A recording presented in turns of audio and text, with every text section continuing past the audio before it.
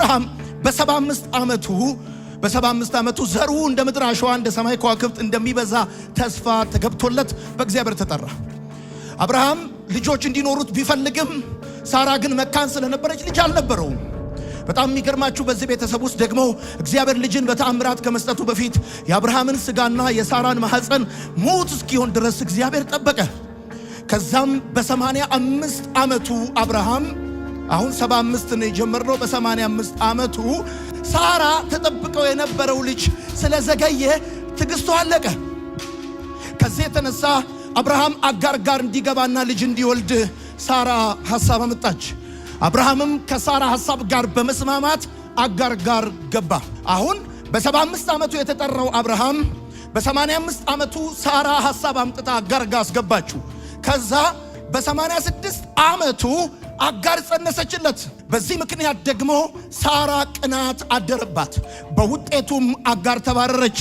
ነገር ግን እግዚአብሔር ጣልቃ ገብቶ ወደ ቤቷ እንድትመለስና ለሷና ለልጇ እንክብካቤ እንደሚያደርግላት ተስፋ ሰጥቷት እግዚአብሔር መለሳት። ከዛ በመቀጠል እንደገና በ86 ዓመቱ አብርሃም የ86 ዓመት ሰው እያለ አጋር ወንድ ልጅን ወለደችለት።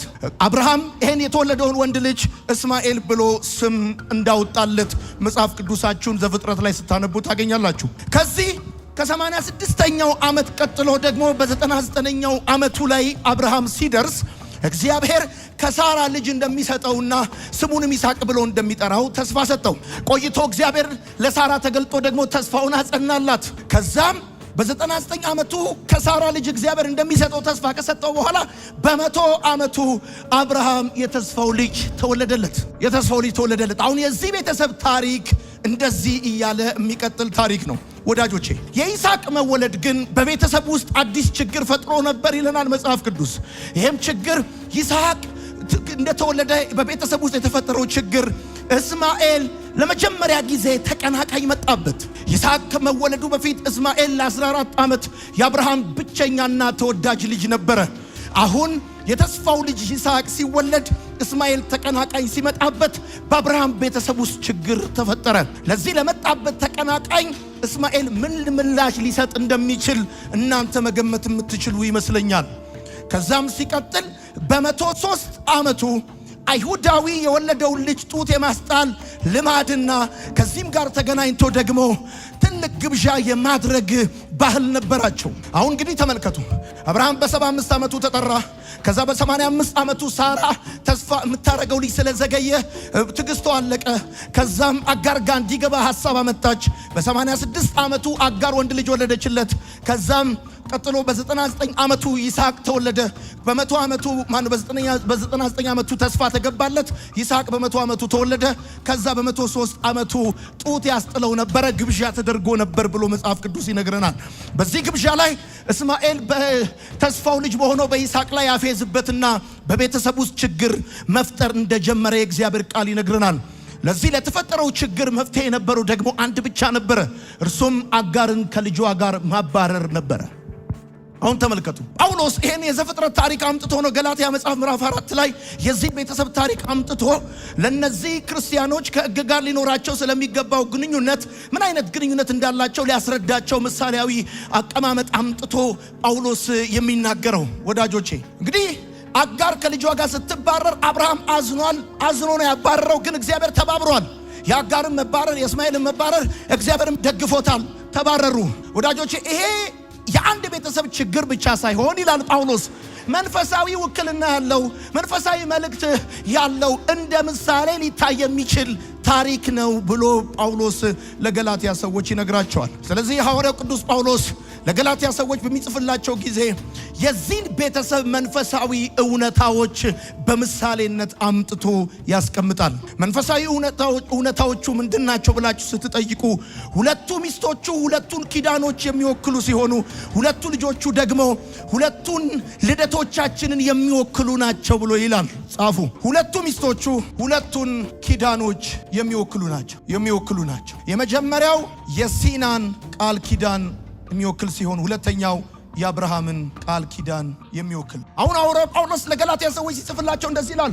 የአብርሃም ሁለቱ ሚስቶች ሁለቱን ኪዳኖች የሚወክሉ ናቸው ይላል። እነዚህ ሁለቱ ሚስቶቹ አጋርና ሳራ ማለት ነው።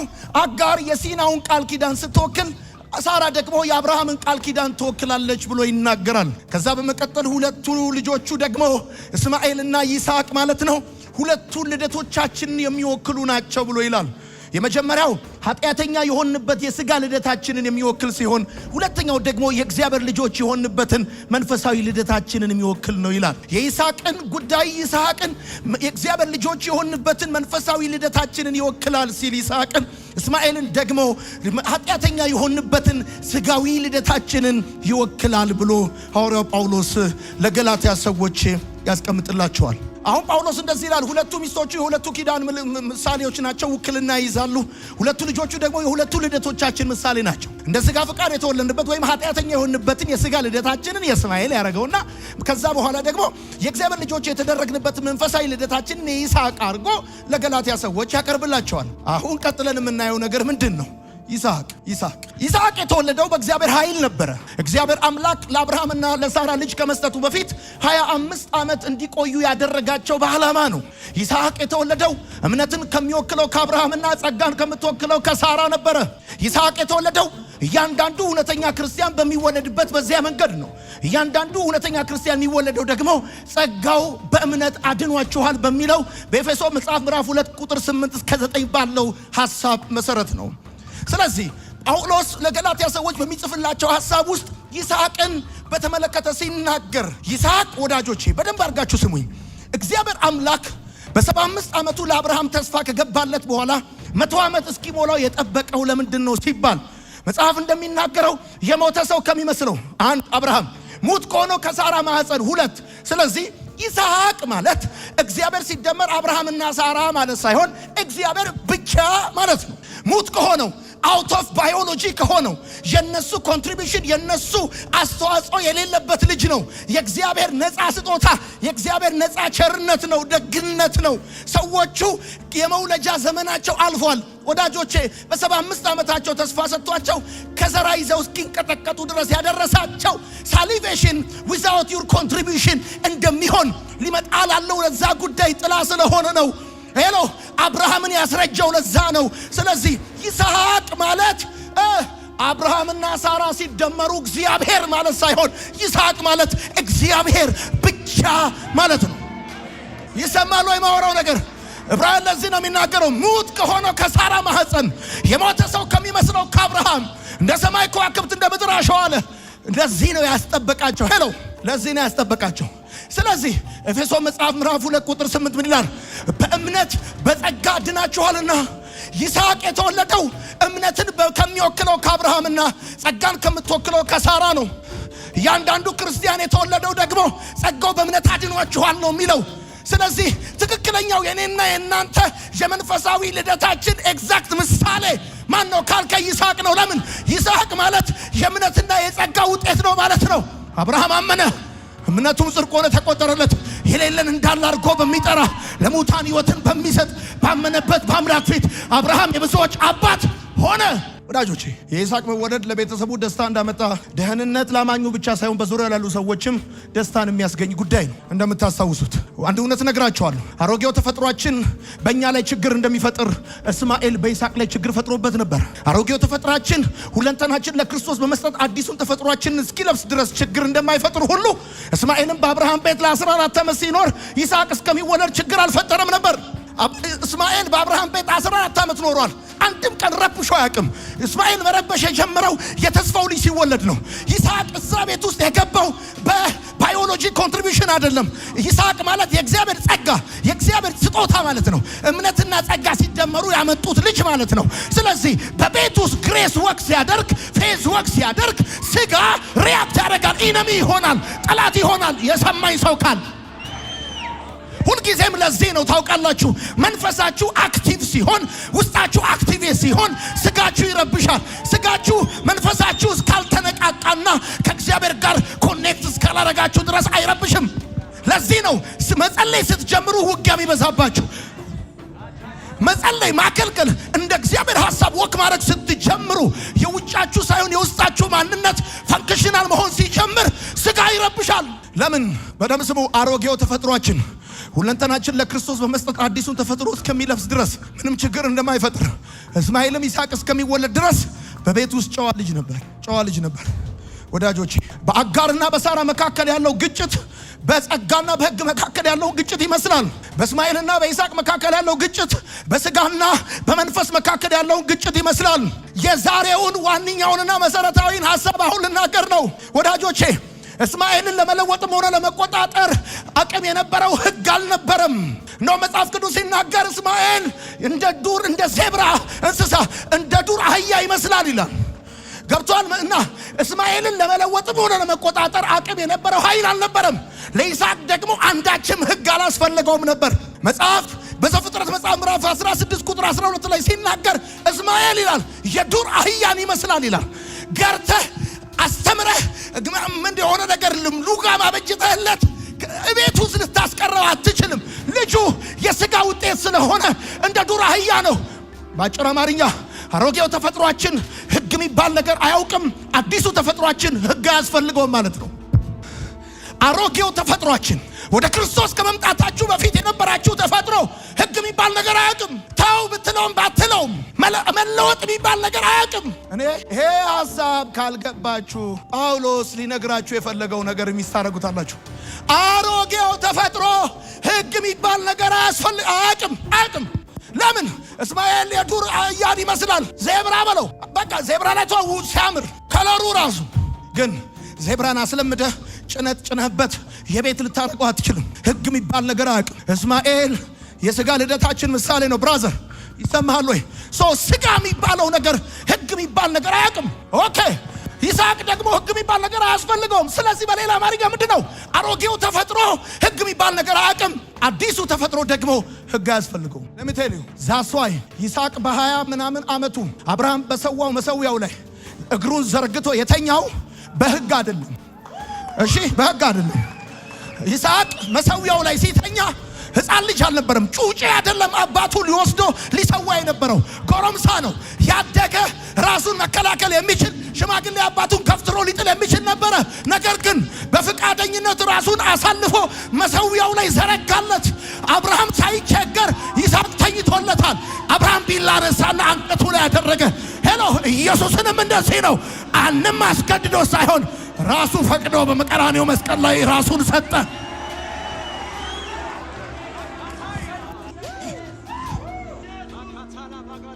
ይስሐቅን ለመሰዋት አብርሃም ባዘጋጀው መሰዊያው ላይ ለማስተኛት እገዛ የሚሰጥ ሎሌ አላስፈለገም። ለዚህ ነው አብርሃም ሎሌዎቹን ዛቅሩ አላቸው። ድጋፍ አያስፈልገኝ ምዛቅሩ። ይሄ የተስፋው ቃል ልጅ ሕግ አያስፈልገውም። ራሱን በፈቃደኝነት ይሰጣል። ይስሐቅ በግድ ቢሆን የተኛው ኖሮ ይሰማሃል፣ አብርሃም ሎሌዎቹን ታች አይተዋቸውም ነበር። here it is the point። የአሮጌው ተፈጥሯችን ሕግ የሚባል ነገር አያውቅም። አዲሱ ተፈጥሯችን ደግሞ ሕግ አያስፈልገውም። እነዚህ የአይሁድ አስተማሪዎች ወደ ገላትያ ቤተክርስቲያናት መጥተው እዛ ያለውን ሕዝበ ክርስቲያን ጠቅላላ በክርስቶስ ኢየሱስም እመኑ at the same time ከሕግ ስር በመሆን እግዚአብሔርን ለማስደሰትና ከሱ ሞገስ ለማግኘት ሞክሩ የሚል ትምህርት ማስተማር መጀመራቸው በጣም የሚያሳፍር ጉዳይ ነው። ለዚህ እኮ ነው ወዳጆቼ ይሄ ሥጋ 3 ቀን ምግብ ስትከለክሉት ክርስቲያንም ይሆኑ የዋ ይሆናል። ጾም ጸሎት ቆሎ ሲበላ በቃ ምግብ ሲተው ክርስቲያን ይሆናል። በቃ ልክ ደግሞ ምግብ ሲበላ ይነሳበታል። አሁን ብዙ ሰዎች እያደረጉ ያሉት መሰለ ብራዘር። ለዚህ ነው እስማኤልን ገርፈው ክርስቲያን አታረገውም። ሁሌ እስማኤልን ገርፈ ልጅ አታረጉ። ለዚህ ነው አስወጣው፣ አባራው፣ እግዚአብሔር አስወጣዋል። እስማኤል ከአብርሃም ቤት እንደተባረረ ደግሞ ልንገር፣ እስማኤል ከአብርሃም ቤት የተባረረው ይስሐቅ ጡት የጣለቀን ነው። ይኸውልህ የተስፋው ልጅ ግሬስ ኤንድ ፌዝ በቤት ውስጥ ወክ ማድረግ ሲጀምር ይሄ እንደ ሥጋ ፈቃድ የሆነው ከአብርሃም ቤት ወጣ። ይሄ ነው ልክ ይኸውልህ ስማ፣ ይስሐቅ ጡት ሲጥል የተስፋው ልጅ አብርሃም እስማኤል እንደተባረረ የተስፋው ቃል የሆነው ኢየሱስ ከድንግል ማርያም ተወልዶ ቀራንዮ ላይ ሲሞት ሕግ ከሕዝብ መካከል ተባረረ። ኦኬ ይስሐቅ። አሁን ደግሞ አጋር ተመልከቱ። አጋር የአብርሃም ሁለተኛ ሚስት ነበረች። እግዚአብሔር ከሳራ እንጂ የጀመረው ከአጋር አይደለም የጀመረው። ሳራ ጸጋን የምትወክል አብርሃም እምነትን የሚወክል ነው። ስለዚህ እግዚአብሔር ከሰው ጋር ያለውን ግንኙነት የጀመረው ከድሮ ቢሆን በግሬስ በጸጋ ነው እንጂ በሌላ በስራ አይደለም። እንዴት?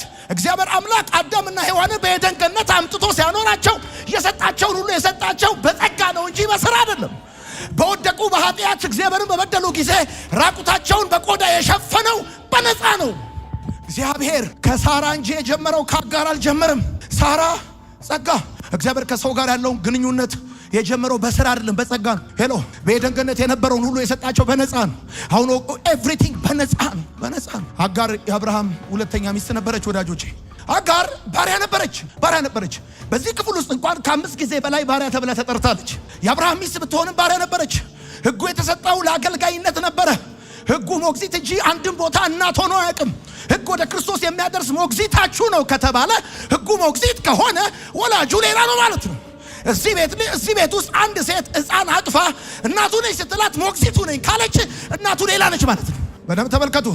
አጋር የአብርሃምና የሳራ ያለማመን የድካምና የትዕግስት ማጣት ውጤት ነበረች። አጋር የአብርሃምና የሳራ ያለማመን የድካምና የትዕግስት ማጣት ውጤት ነበረች። አጋርን ወደ አብርሃም ቤት ያስገባት እግዚአብሔር አይደለም። አጋርን ወደ አብርሃም ቤት ያስገባት ቃል ኪዳን አይደለም። አጋርን ወደ አብርሃም ቤት ያስገባት የአብርሃምና የሳራ አለማመን፣ የአብርሃምና የሳራ ድክመት፣ የአብርሃምና የሳራ ትዕግስት ማጣት ነው። ስለዚህ አጋር በአብርሃም ቤት የቃል ኪዳን ውጤት ሳትሆን የሥጋ ውጤት ነች፣ ሥጋ ፍሬ ነች። የአብርሃም ያለማመን የድካምና የትዕግስት ማጣት ውጤት ነች። አጋር ውጤት ነች። አጋር ሁለተኛ አብርሃም ሚስት ነበረች። ሁለተኛ አጋር ባሪያ ነበረች። የአብርሃም ሚስትን ብትሆን ባሪያ ነበረች። ከዛ ሲቀጥል አጋር የወለደችው ባሪያ ነበረ። ጻፉ። አጋር የወለደችው ባሪያ ነበረ። የባሪያ ልጅ ጌታ አይሆንም፣ ባሪያ ነው። ለዚህ ነው መጽሐፍ ሲናገር ዘፍጥረት 16:2 ላይ እስማኤል እንደ ሜዳ አህያ ይመስላል ይላል። ማይ ጋድ በፍጹም ገዝታ ቤት አታስቀምጠውም፣ እንደ ሜዳ አህያ ይመስላል ይላል ወዳጆቼ። ስለዚህ በአጭር አማርኛ አሮጌው ተፈጥሯችንን ለመለወጥም ሆነ ለመቆጣጠር ብቃት ያለው ሕግ የለም እንደማለት ነው ወዳጆቼ። ምንም ተመልከቱ። አሁን የዛሬው ትምህርታችን እሺ አባታችሁ አብርሃም ነው፣ እናታችሁ ግን ማናት ነው? አጋርን እናትህ ማድረግ በባርነት ቀንበር ውስጥ መግባት ነው። አጋርን ሲጠቅሳት ምን ይላል? የሲና የአረብ ምድር የምድረ በዳዋ ብሎ ይላታል። በደም ተመልከት። ከቀድሞም የነበረው እምነት ነበር። አብርሃም አመነ፣ እምነቱም ጽድቅ ሆኖ ተቆጠረለት። በአብርሃምና በእግዚአብሔር መካከል የነበረው እምነት ነበረ። ከዛስ እስራኤል በግብፅ በባርነት ኖረ። ከዛ ከግብፅ ወጣ። በፋሲካው በግ አማካኝነት በምድረ በዳ በሲና ተራራ ሕግ ተጨመረ። ሕግ የተጨመረ እንጂ ከቀድሞም የነበረ አይደለም። አቤት! ሕግ የተጨመረ እንጂ ከቀድሞም የነበረ አይደለም። እንደዚሁ አጋር የተጨመረች እንጂ ከቀድሞም የነበረች አይደለች። ስለዚህ አጋር የተጨመረች ከሆነ ልክ እንደዛ አጋር ስትወጣ at the same time ሕግ ይወጣል። አጋር የወለደችው ባሪያ ነበር ወዳጆቼ። በደም ተመልከቱ። አሁን ተመልከቱ። አጋር ተባረረች። አጋር እንድትባረር ሐሳቡን ያመጣችው ሳራ ነበረች። ከሐሳቡ ጋር የተባበረው እግዚአብሔር ነው። አሁን ተመልከቱ። ሳራ ሪፕሬዘንት የምታደርገው ማንን ነው ይላል? ጸጋ ነው። አጋር እንድትባረር ምን አጋር የምትወክለው ምንድን ነው? ሕግን። ሳራ የምትወክለው ምንድን ነው? ጸጋን። ስለዚህ ሳራ አጋር እንድትባረር ለአብርሃም ነገረችው፣ አስወጣት አለችው። ሁልጊዜም ወዳጆቼ በአንድ ቤት ውስጥ ሕግና ጸጋ፣ ስጋና መንፈስ አብረው ሊኖሩ አይችሉም። ወይም በሌላ አማርኛ በአንድ ቤት ውስጥ ሳራ፣ አጋር፣ እስማኤል፣ ይስሐቅ ሆነው ሊኖሩ አይችሉም። ብዙ ሰዎች የሚሞክሩት አጋርና ሳራን፣ እስማኤልና ይስሐቅን ለማስታረቅ ነው። ተቻችላችሁ ኑሩ ነው። ሳራ አንድ ሐሳብ አመጣች፣ አብርሃም ጋር ሄዳ አጋርን አባራት አለችው ከነ ልጇ። እግዚአብሔርም ከሐሳቡ ጋር ተስማማ።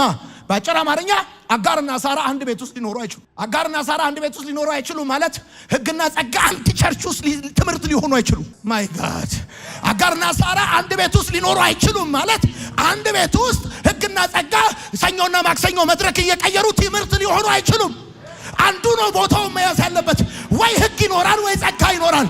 የተባረረው ደግሞ ጸጋ ሳይሆን ሕግ ነው። እና እግዚአብሔር ዘፍጥረት መጽሐፍ ምዕራፍ 21 ከ9 እስከ 10 የሳራን የአጋር መባረር ደግፏል። ለሚቴልዩ እስማኤል 17 ዓመት ከኖረበት ቤት ውስጥ ነው የተባረረው። 14 ዓመት ይስሐቅ እስከሚወለድ 3 ዓመት ይስሐቅ ጡት እስከሚጥል ኖሯል። በ17 ዓመት ሲሞላው ነው ያባረረው። በደንብ አድርጋችሁ ስሙኝ። አጋር ተባረረች። ልጇን ይዛ እንድትባረር ተደረገ። አጋርና እስማኤል አንዳንዴ የመጡ ይህን ቤተሰብ እንዲጠይቁ አልተፈቀደላቸውም። መለያየታቸው ለሁል ጊዜ ነበረ። አጋርና እስማኤል እዚህ ቸርች ከመጡ እንዳታስገቧቸው። ይገርማቸዋል። አጋርና እስማኤል ከአብርሃም ቤት ከወጡ በኋላ እንደወጡ ቀሩ ነው እንጂ የሚለው አልፎ አልፎ እየመጡ የአብርሃምን ቤተሰብ ይጠይቁ ነበር አይልም።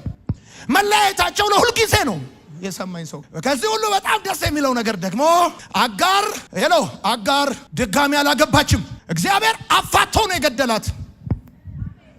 አጋር ድጋሚ አላገባችም። ይሄ ማለት እግዚአብሔር ድጋሚ ሕግን ለየትኛውም ሕዝብ አልሰጠም ማለት ነው። የከብዛ ገብቷል አንተ አጋር ድጋሚ አላገባችም። አጋር ድጋሚ አላገባችም ማለት እግዚአብሔር ድጋሚ ሕግን ለየትኛውም ሕዝብ አልሰጠም ማለት። አጋር እየመጣች አብርሃምን ቤት አትጎበኝም ነበር። ለአንዴና ለመጨረሻ ጊዜ ነው የተለያዩት። ብራዘር አሁን ገላትያን ስናነበው የጳውሎስ መልእክት ምን ማለት እንደሆነ ፍንትው ይልላቸዋል። በደም ተመልከቱ። በ75 ዓመቱ ጠራው፣ ተስፋ ሰጠው። በ85 ዓመቱ ትዕግስቱ አለቀ። በ86 ዓመቱ ከአጋር ልጅ ወለደ። በ99 ዓመቱ እንደገና ከሳራ ልጅ እንደሚሰጠው ነገር ነው። በነገራችን ላይ ተመልከቱ። ተስፋን የሰጠ የታመነ እንደሆነ ስለቆጠረች ሳራ እንኳን የመውለጃ ወራቷ ባለፈ ጊዜ ለመጸነት በእምነት ኃይልን በምን እደግመዋለሁ። ተስፋን የሰጠ የታመነ እንደሆነ ስለቆጠረች። አቤት ሙት ከሆነው ከሳራ ማህፀን ምን ማለት ነው? አውት ኦፍ ባዮሎጂ ከሆነው ምንም እንቁላል ከሌለው ከሳራ ማህፀን አይደል? ተስፋን የሰጠ የታመነ እንደሆነ ስለቆጠረች የመውለጃ ወራቷ ካለፈ በኋላ ሳራ በእምነት ለመጸነስ ኃይልን በምን ኦኬ። ስለዚህ ይስሐቅ የተወለደው እምነትን ከሚወክለው ከአብርሃምና ጸጋን ከምትወክለው ከሳራ ነው። አጋር ደግሞ ማን ነው? እስማኤል ደግሞ እንዴት ነው የተወለደው ብላችሁ ከጠየቃችሁ እስማኤል ደግሞ የተወለደው ያለማመን የድካምና የትዕግስት ማጣት ውጤት ነው። እስማኤል ባጭር አማርኛ የሥጋ ውጤት ነው እስማኤል። ለዚህ ነው እግዚአብሔር አብርሃም በእስማኤል በኩል ባርከኝ ሲለው እግዚአብሔር ነው ያለው። እግዚአብሔር አብርሃም እንደዚህ ያለው አንድ ልጅህን አልከለከልክም። ልጅ ተብሎ ከተቆጠረ የሚቆጠረው የሥጋ ውጤት ሳይሆን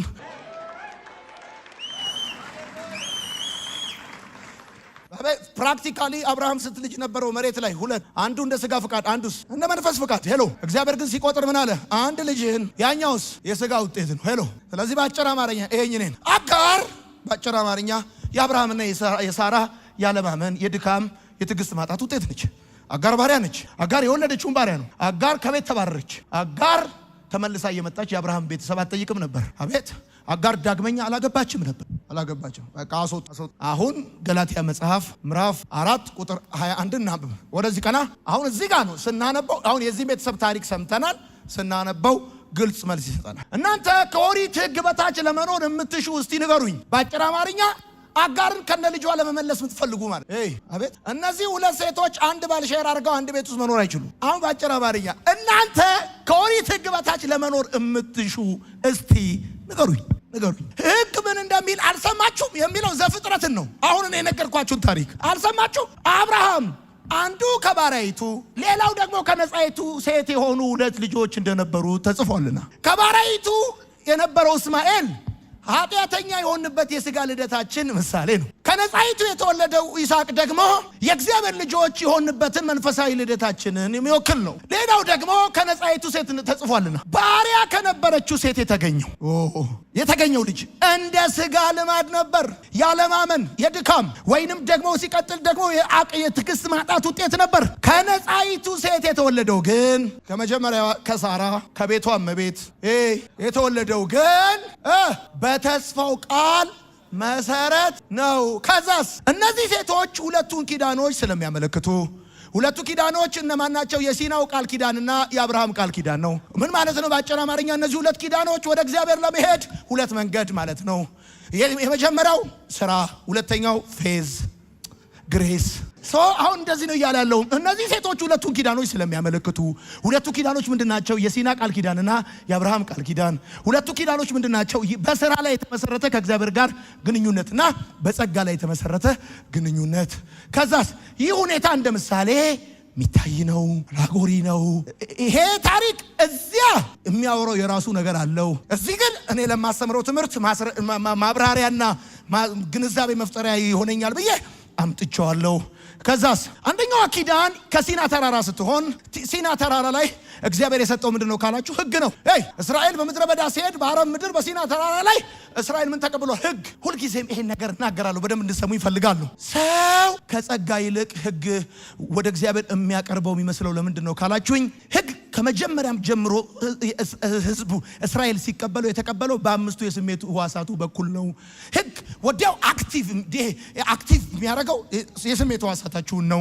ትዝ ካላችሁ ሲና ተራራ ላይ ሕጉ ሲሰጥ ይንቀጠቀጥ ነበር፣ ተራራው ይጨስ ነበር፣ ህዝቡ ፈርቶ ነበረ፣ ሸሽቶ ነበረ። ማንም ወደ ተራራው እንደ አርበድ ብዶ አንቀጥቅጦ ነው እግዚአብሔር ሕግ የሰጣቸው። ስለዚህ አባቶቻቸው እያዩ እየሰሙ በትክክል እየዳሰሱ የተቀበሉትን ሕግ በጣም ኦፕሬት የሚያደርገው ስሜታችሁ ላይ ኦኬ።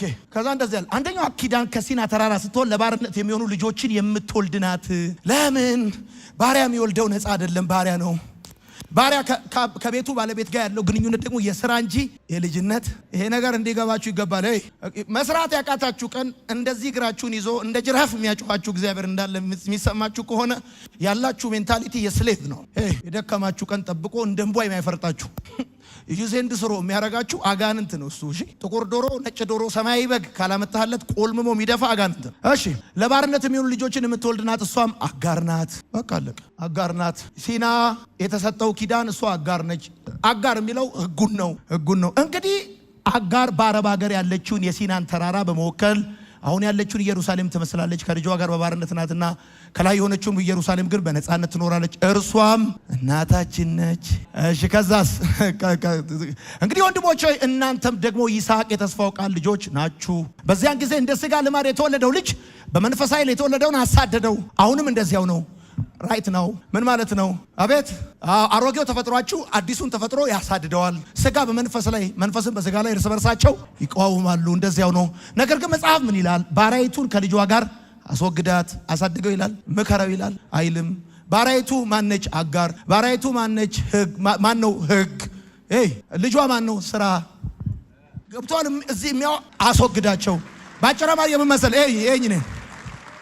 ይሄን ሥጋ ቆንጥጠ መክረ ዘክረ ክርስቲያን አታረጉም። ያለ አማራጭ ስቀለው፣ አስወግደው። ከዛስ ነገር ግን መጽሐፍ በዚያን ጊዜ እንደ ሥጋ ለባይ የተወለደ በመንፈስ ላይ የተወለደውን አሳደደው። አሁንም እንደዚያው ነው። ነገር ግን መጽሐፍ እንዲህ ይላል፣ ባሪያይቱን ከልጇ ጋር አስወግዳት፣ የባሪያይቱ ልጅ ከነጻይቱ ልጅ ጋር አይወርስምና።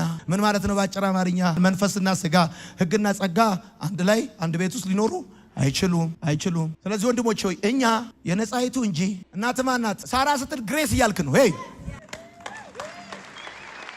ግሬስ እያልክ ነው። ጸጋ እናት ባላ ስትባል አጋር ካልክ ሕግ እያልክ ነው። በቃ ውጣ ቆላ ውረዱ ደጋ ሞክረው በስራ እድሜ ልክን ሳሰራ ዘመንን ነው የምትጨርሰው። እንኳን አይደለም የሰማዩን ስራ የዘላለሙን ስራ እንዲህ ብላችሁ ጻፉ። የዘላለም ህይወት የጸባይ ዋንጫ አይደለም። የዘላለም ህይወት የጸባይ ዋንጫ አይደለም። እሺ በጸባይ የዘላለም ህይወት ልትበላ የተዘጋጀ ሰው ካለ ክርስትና የሚቅምን ሰው የማይቅም የሚያደርግ ጉዳይ አይደለም። ባጭር አማርኛ የዘላለም ህይወት የጸባይ ዋንጫ የሚመስላቸው ሰዎች አሉ። ወንድሜ ይለዋል እና ወዳጄ ይለዋል። ወዳጄ ምንም ነገር የለም ብራዘር፣ ጸጋ ነው። ይሁኝ እኔን አሁን ጉዳዩ እንደዚህ ነው። ይኸው ኢየሱስ ሲደመር ምንም እኩል ይሆናል ሁሉም ነገር። ጳውሎስ ይሄን ነው የሚለው። የአይሁድ አስተማሪዎች ደግሞ መጥተው ኢየሱስ ሲደመር ግርዛት፣ ኢየሱስ ሲደመር በዓላት፣ ኢየሱስ ሲደመር ጾም፣ ኢየሱስ ሲደመር ረዥም ቀሚስ። የጳውሎስ ሂሳብ ደግሞ ምንድነው? ኢየሱስ ሲደመር ምንም እኩል ይሆናል ሁሉም ነገር።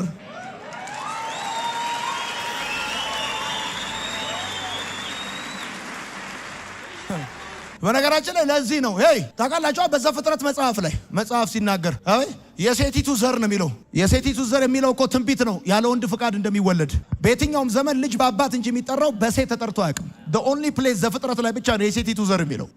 ይሄ ማለት ያለ ወንድ ፍቃድ እንደሚወለድ ትንቢት ነው። ስለዚህ በአጭር አማርኛ ምንድነው እየተባለ ያለው? በነገራችን ላይ ማርያም ራሱ ኢየሱስን ስትወልደው ያለ ወንድ ፍቃድ ነው። ዳስ ግሬስ። ምንም አስተዋጽኦ የለም ብራዘር። መለኮት ተአምራቱን አድርጓል። ዞሮ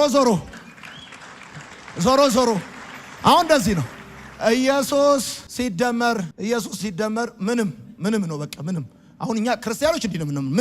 ምንም አያስፈልገን። አቤት ያሰውያታችሁ ከእግዚአብሔር ጋር ያለን ግንኙነት ኮዝ ኤንድ ኢፌክት ላይ የተመሰረተ አይደለም። በምክንያትና በመሪ ላይ የተመሰረተ አይደለም። በሳምንት 2 ጾማለሁ፣ አስራቴን ሰጣለሁ፣ እንደዚህኛው ሸቃባ ሰውዬ ስላላረከኝ አመሰግናለሁ አለ። መጽሐፍ ምን አለ? ከሁለቱ ማን ጸደቀ አለ። ያኛውስ እኔ ኃጢአተኛውን ይደቃ ነበር አለ። ኢየሱስ ሲደመር አስራት ተበላ፣ መባ ተበላ፣ የሆነ ነገር ተበላ። ኢየሱስ ሲደመር ምንም ነው የዘላለም ህይወት።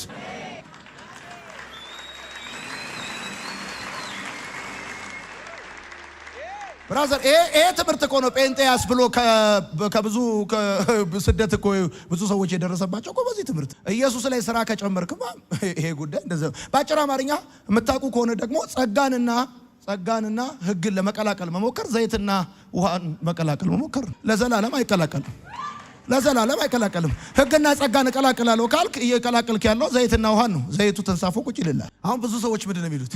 ሲጀምሩ ክርስትና በእምነት ይጀምራሉ፣ ሲቀጥሉ በስራ ነው የሚያስቡት። ይሄ ማለት ምን ማለት ነው? ስትራፕ ያደረጉና አጋርና እስማኤልን ያመጣው። ነገራችን ላይ ወዳጆቼ እግዚአብሔር የምወደው ልጅ ያለ ጨርሷል፣ እሱ ነው፣ እሱን ስሙት ብሎ እንዲህ ብላችሁ ጻፉ። እግዚአብሔር ሁለት ሰው ነው የሚያውቀው በምድር ላይ። እግዚአብሔር የሚያውቀው ሁለት ሰው ብቻ ነው። እሺ፣ አንደኛው አሮጌው አዳም ነው፣ ሁለተኛው አዲሱ አዳም ነው። በክርስቶስ ያመኑትን በአዲሱ አዳም ያውቃቸዋል፣ ያላመኑትን በአሮጌው አዳም ያውቃቸዋል። ቻው ቻው። እግዚአብሔር በዓለም ላይ የሚያውቀው ሁለት ሰው ብቻ ነው። አንደኛው አሮጌው አዳም ነው፣ ሁለተኛው አዲሱ አዳም ነው። አዲሱ አዳም ያመኑትን በክርስቶስ ያውቃቸዋል በአዲሱ አዳም፣ ያላመኑትን በአሮጌው አዳም ያውቃቸዋል። ቻው። ስለዚህ አጋር ድጋሚ እንዳላገባች፣ አጋር አልፎ አልፎ መጥታ የአብርሃምን ቤት ልጎበኝን ፍቃድ እንዳልተሰጣት፣ ልክ እንደዛ እኔ በሌለሁበትም ጊዜ ይሁን በማንኛውም ሰዓት አጋር ልትጎበኛችሁ እዚህ ቸርች ከመጣች እንዳታስገቧት።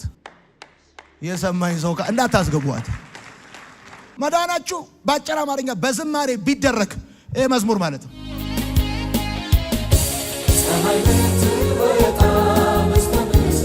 በስተ ምስራቅ በኩል በስተ ምዕራብ ብትሆን ማንም አይገረምም። በእነዚህ ድርጊቷ ነው ከጥንት ፍጥረቷ አንድ ቀን በደቡብ ብትወጣ ሲመሽባት ደግሞ ያኔ እንግዳ ነገር ነው።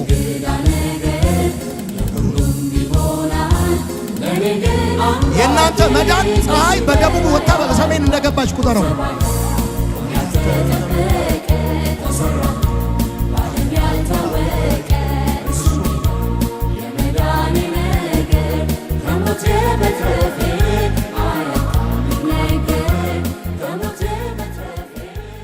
በቃ ይኸው ስሙኝ። የመዳናችሁ ጉዳይ በአጭር አማርኛ ፀሐይ በደቡብ ወጥታ በሰሜን እንደገባች ቁጠሩ። የኔና እናንተ መዳን እንደዚህ እንዴት ብለህ ሳትሰራ ሰርቶልህ። አውቶማቲክ መኪና ወደዚህ ሀገር ሲገባ ደላላ በጠቅላላ አውቶማቲክ መኪና ስሙን አጠፋው። አቤት ትዝ ይላችኋል። የሆነው አውቶማቲክ ማኑዋል ነበር የተለመደው። በቃ ሽመና ነው። ይሄን ስቲክ ትይዛለህ፣ ከዛ በኋላ ፍሬም ፍሪ ሲሆን እየረክ ሽመና ነው። በቃ ይሄ እንደዚህ ሲል ስፖርት ሲሰራ የነበረ ጠቅላላ አውቶማቲክ ፈረንጅ ና ጠቅላ ሞተሩን ታነዛለህ፣ ነዳጅና ፍሬም ብቻ። ራሱ ነው እያሰበ የሚሄደው። ራሱ እያሰበ ዳገት ላይ ማርሽ ይጨምራል። ራሱ ነዳጅ በሰጠው ቁጥር ማርሽ ይቀይራል። የተለመደው ግን ምንድነው? እኛ ጋር በቃ ሽመና። ልክ አውቶማቲክ ሲመጣ የኢትዮጵያ ደላላ ጠቅላላ አውቶማቲክ የሚባል መኪና እንዳገዙ ችግር አለበት መካኒክ የለው ምናምን አሉ። አሁን ጠቅላላ ሴቶቻችንን ያቸው አዲስ አበባ ውስጥ ያሉ ጠቅላላ የሚነዱት አውቶማቲክ ነው። ተረክ ያደረጉትና ነዳጅ ብቻ ነው የሚሰጡት። እንዲህ የለም። አሁን ተመልከት፣ አንተ አውቶማቲክ መኪና ከለመድክ በኋላ ማኑዋል ላይ መሄድ ሽመና ነው። ግሬስን ከቀመስክ በኋላ ወደ ህግ መዞር ማይሆን ጉዳይ ነው። ብራስ አንድ ጊዜ እንዲሁ በነፃ ድኛለሁ ብለህ ዘምረህ፣ እኛ አገልጋዮች ህዝቡን የማናረገው ነገር የለም። አንድ ቀን እንመጣና ምሕረቱ ለዘላለም ነው፣ ፍቅሩ ለዘላለም ነው ብለን ህዝቡን አሜን እናስብለዋለን። ከዛ የሆነ ቀን ደግሞ ሞቅ ሲለን ትዕግስቱ አልቋል። እኔ እንጃላችሁ አሁንስ በቁጣ ሊገለጽ ነው። ደስ ሲለን ደግሞ እናስተኛዋለን በደረቱ። የሆነ ቀን ደግሞ እናስቆመዋለን። ህዝቡ በቃ መከራውን አየ። አንዴ ሲተኛ፣ አንዴ ሲቆም። አንድ ጊዜ እግዚአብሔርን የፖሊስ ዱላ ያዘ ፌደራል አስመሰለን ቸርች እናስገባዋለን። ያንዳንድ ጭንቅላትን እንለዋለን። አሁን ምንም የለም እንደዚህ ፍሪ ሲሆን የለመደ ሰው ችግር ነው ባይዘው ችግር ነው። እንደውም አሁን አንዳንዱ መኪና እኮ ራሱ ነው ፓርክ የሚያደርገው። ይገርማል። ፕረስ ስታደርገው ሄዶ ራሱ ፓርክ ያደርጋል። አሜሪካ ይቸዋለሁ። ይጠሩታል፣ ይመጣል፣ አቤት ብሎ ይቆማል። አሜሪካን ሀገርም ካሊፎርኒያ ይቻለሁ። ሹፌር የሌለው መኪና መጣ። ደግሞ አሁን ፒያሳ ማይል ወያ ላይ ፈልግ ሹፌር አይፈልግ ረዳት ራሱ ነው የሚመጣው። በቃ አለቀ። እንደገና አለ ጳውሎስ ወደኋላ ትመለሳላችሁ። የጸጋውን ክብር ከቀመሳችሁ በኋላ ወደ ህግ እንዴት ትመለሳላችሁ? አሁን ቆይ በእግዚአብሔር ዘንድ ተቀባይነት ለማግኘት ኑሮ ከተባለ የፍቅር ምላሽ ኑሮ ለመስቀሉ ቃል የፍቅር ምላሽ። ስማ እንኳን ሰይጣን ቤተሰብ ራሱ እኮ እንደማንድን የተፈራረመብን ሰዎች ነበርን እኮ። ሰው አይሆኑም እነዚህ የተባልን ሰዎች ነበር። ግን ፀሐይ በስተደቡብ ወጥታ በስተሰሜን ገባች። እኛ ቤት የሆነው እንደዚህ ነው። ለወደደን ከበደላችን በደሙ ላጠበን ለአባቱና ለአምላኩ መንግሥት ካህናት እንድንሆን ላደረገ ለሱ ከዘላለም እስከ ዘላለም ክብር ይሁንለት።